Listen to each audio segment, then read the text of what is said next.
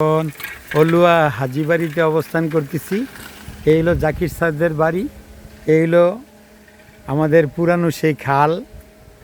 এখানে আমাদের এই যে আমাদের খাল, এই যে পশ্চিমের খাল, এদিক দিয়ে তারপরে এদিকে এই সামনে হইলো মিস্ত্রি বাড়ি, আবুল কাশেম মিস্ত্রি, তারপরে আক্কাস হগির সহ শুরু করে সত্যি অনেক বছর পরে গ্রামের এই প্রাকৃতিক সৌন্দর্য উপভোগ করতেছি।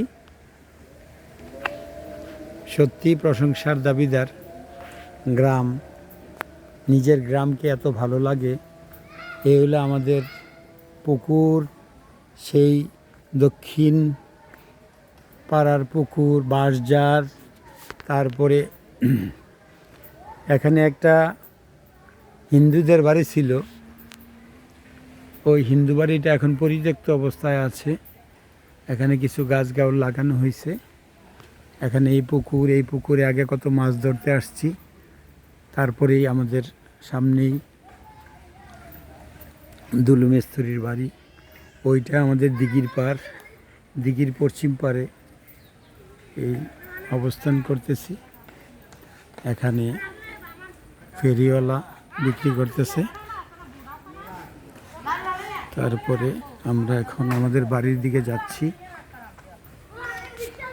কি কেমন আছেন? হ্যাঁ, আছি আল্লাহর রহমতে।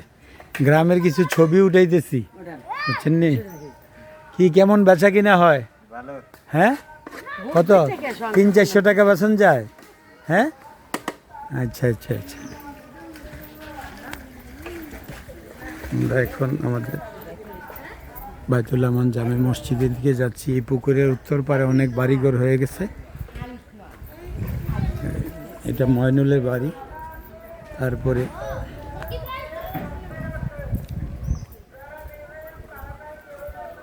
অনেক ওর বাড়ি হয়েছে।